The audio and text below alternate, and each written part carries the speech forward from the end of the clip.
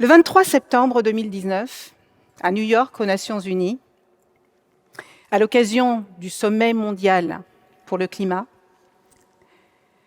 devant les plus grands leaders politiques et économiques du monde, une jeune fille de 16 ans, pleine d'émotions, la voix tremblante et les larmes aux yeux, interpellait ces femmes et ces hommes qui ont entre leurs mains l'avenir du monde en ces termes. Comment osez-vous? Vous avez volé mes rêves et mon enfance. Il y a des gens qui souffrent, il y a des gens qui meurent. Les écosystèmes s'effondrent et nous sommes à la veille d'une explosion. Et vous, tout ce que vous faites, c'est parler d'argent et de contes de fées sur une croissance économique éternelle. Comment osez-vous? Ce jour-là, Greta Thunberg a marqué l'histoire. Parce que c'était la première fois qu'une adolescente osait, avec impertinence et de manière aussi franche et directe, interpeller les plus grands puissants du monde, qu'ils soient politiques, économiques ou scientifiques, sur un sujet qui pourtant nous concerne tous. Ce discours a évidemment fait le tour de la planète. Et les remarques ont été diverses et variées. Elles allaient de la haine au sexisme, au validisme, et elles discréditaient et décrédibilisaient cette jeune femme. Pourtant, ce qu'elle dit est vrai. De multiples rapports scientifiques, dont le GIEC, nous rappellent que la planète va mal.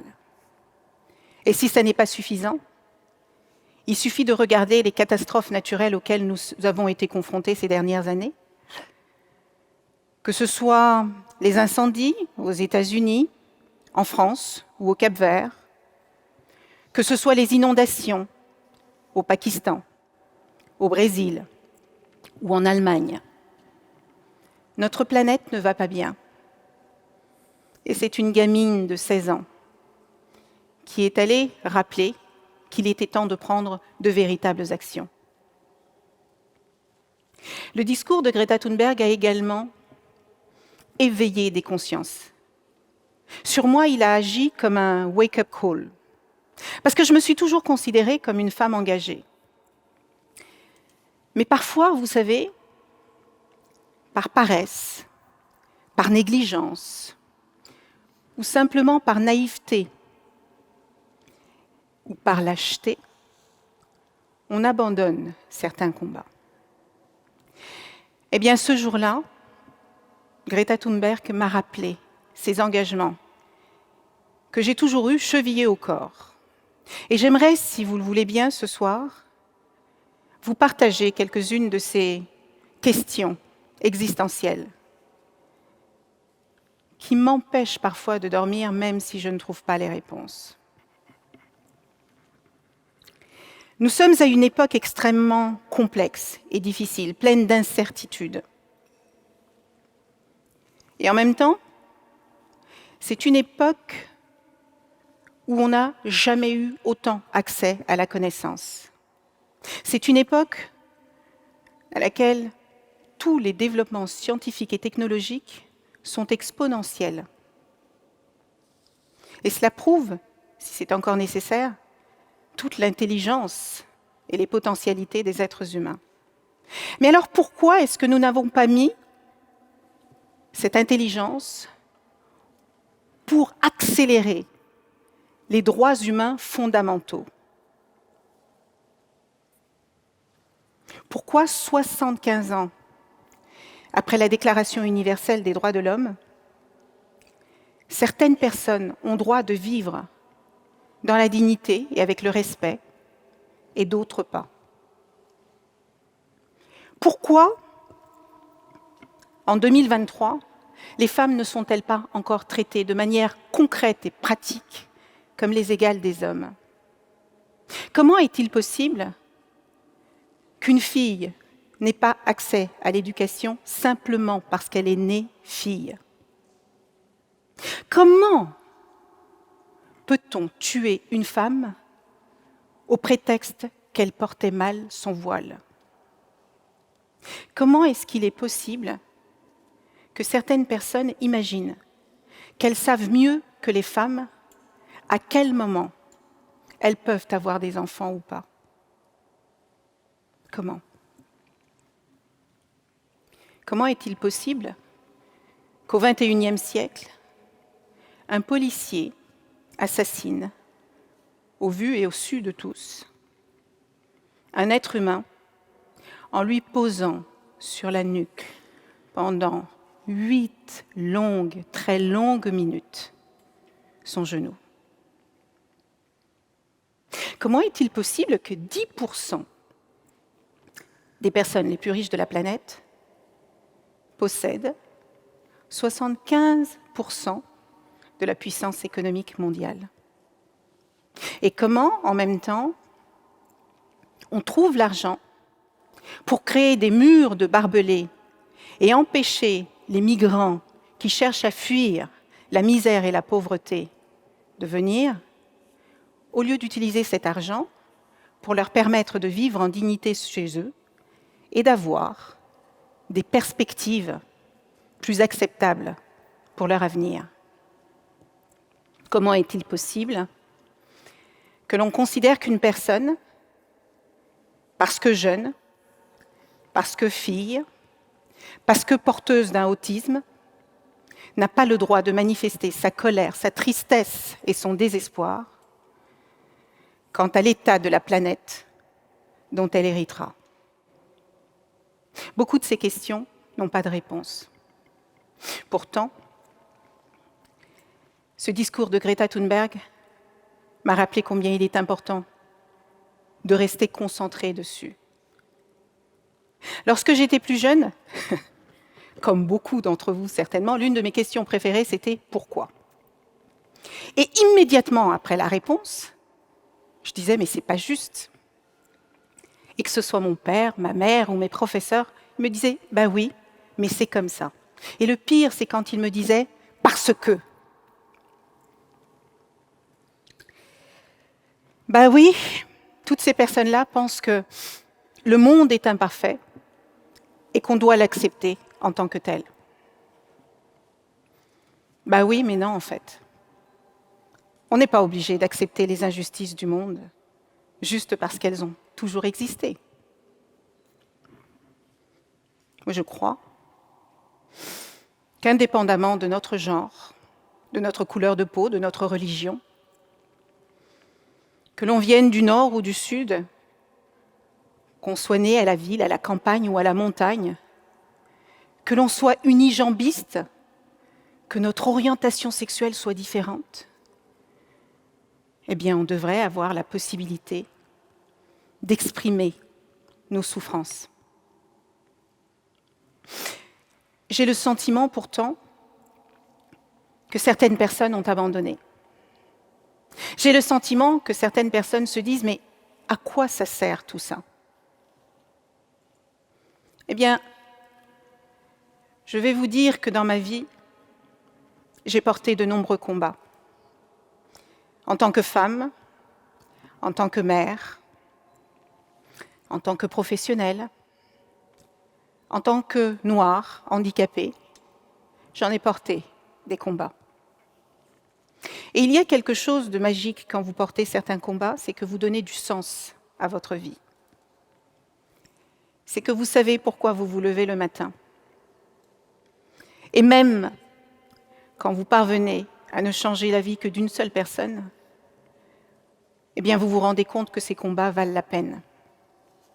Parce que c'est ce qui nous rend humains. Les maux de notre époque sont bien trop nombreux pour qu'une seule personne, une seule entreprise, une seule ONG ou une seule organisation internationale puisse les résoudre tous. L'homme providentiel n'existe plus parce que les paradigmes du leadership ont fondamentalement changé. Si tant est que cet homme providentiel ait existé un jour. Oui, parce que vous avez remarqué qu'on parle rarement de la femme providentielle. Mais un homme seul ne peut pas comprendre tous les problèmes du monde, et il peut encore moins avoir toutes les solutions. Donc aucun leader ne peut être véritablement inclusif. Et puis n'oubliez pas que Hitler et Mussolini, à leur époque, ont été considérés comme des hommes providentiels. Alors je pense que nous vivons une époque où l'intelligence collective est absolument fondamentale. Elle est critique et elle est essentielle. Parce que chacune et chacun d'entre vous dans cette pièce avez un bout du puzzle. Vous avez un bout de la solution.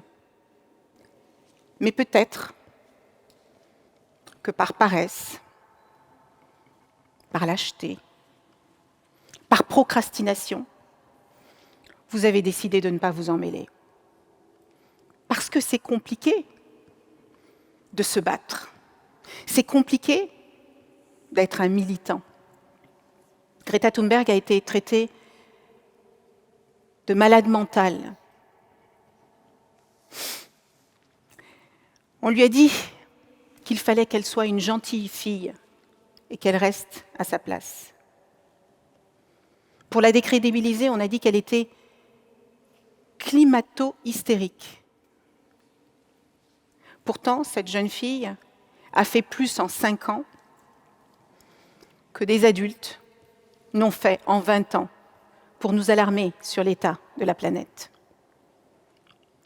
Alors, si vous pensez que vous êtes trop petit pour changer le monde, je vous invite à dormir avec un moustique. Et vous réaliserez que finalement, les personnes qui ont fait les plus grands changements du monde, les plus grands progrès humains, les plus grandes avancées scientifiques ou technologiques, sont nées de personnes qui ont refusé le statu quo parce qu'elles avaient une vision différente du monde. Et cette époque en particulier nous offre l'opportunité de construire les choses différemment. J'ai porté beaucoup de batailles dans ma vie. Et il y a eu même des périodes où j'étais totalement désespérée. Parce que je n'avais rien. Je n'avais pas de réseau, je n'avais pas de contact, je n'avais pas d'argent. Pourtant, j'avais la foi. J'avais la foi en moi et j'avais la foi dans les autres. Parce qu'il y a quelque chose de magique dans la vie quand vous avez une vision claire et précise et que vous savez ce que vous voulez atteindre, vous trouvez le chemin. Et non seulement vous trouvez les chemins, mais vous trouvez des personnes qui sont prêtes à vous accompagner sur ce chemin. Et je voudrais que vous sachiez qu'il n'y a rien en ce bas monde qui soit impossible quand on a la foi, quand on a la détermination et quand on a des personnes de qualité et bienveillantes autour de nous. Alors je vous en supplie, ne sous-estimez pas ce pouvoir que vous avez entre les mains. Ne sous-estimez pas votre capacité, chacun à votre place, avec les moyens qui sont les vôtres, avec la force qui est la vôtre. Ne sous-estimez pas votre capacité à changer le monde. Utilisez ce pouvoir parce que le monde a besoin de vous. Et surtout, surtout rêvez grand. Rêvez très grand parce que plus vous rêverez grand, plus vous atteindrez des objectifs extraordinaires. En l'an 2000, l'époque que tout le monde attendait, avec espoir, avec envie et enthousiasme, parce qu'il y avait eu tellement de progrès sociaux, technologiques et scientifiques qu'on ne pouvait qu'imaginer des choses extraordinaires à venir. Pour moi, ça a été l'une des années les plus difficiles de ma vie. Je venais de divorcer Je n'avais plus rien, parce que par orgueil, par fierté aussi peut-être, et sûrement aussi par désespoir, j'étais partie sans rien, ou plutôt si. J'étais partie avec la chose la plus importante, avec la personne la plus importante de ma vie, ma fille. Mais j'ai dû tout reconstruire. J'avais une entreprise, je n'avais plus rien. J'ai repris mes études. Je suis devenue PDG de la filiale d'un grand groupe technologique chinois. Et puis après, je suis devenue juge. C'était un rêve d'adolescente, la justice. Et puis, quelque temps après, je suis devenue présidente d'un grand groupe technologique américain pour tout un continent. Ça, c'était un rêve d'adulte. Et puis un soir, je reçois un coup de fil du Premier ministre, Jean Castex, et j'apprends que je vais être nommée ministre de la 7e puissance économique mondiale et que je vais porter les missions qui m'ont animée toute ma vie. Si on me l'avait dit en l'an 2000, je ne l'aurais pas cru. Mais même dans les moments de désespoir les plus profonds, je n'ai jamais rêvé petit. J'ai toujours rêvé grand. Alors je vais vous demander quelque chose ce soir. Rêvez, croyez, ayez foi en vous, ayez foi en les autres, et vous verrez, rien ne sera impossible. Mais la première chose à faire, c'est de rêver grand. Albert Camus disait que chaque génération se croit investie de la mission de changer le monde. La mienne sait qu'elle ne changera pas le monde. Mais sa mission est peut-être encore plus grande. Elle consiste à empêcher que le monde ne se défasse. Pour empêcher que notre monde ne se défasse, nous avons besoin de toutes les volontés, de toutes les intelligences et de toutes les forces. Et nous avons besoin de tous les grands rêves. Et comme le disait Martin Luther King, volez vers vos rêves. Si vous ne pouvez pas voler, courez. Si vous ne pouvez pas courir, marchez. Si vous ne pouvez pas marcher, rampez. Mais quoi qu'il arrive, continuez d'avancer. Je vous remercie.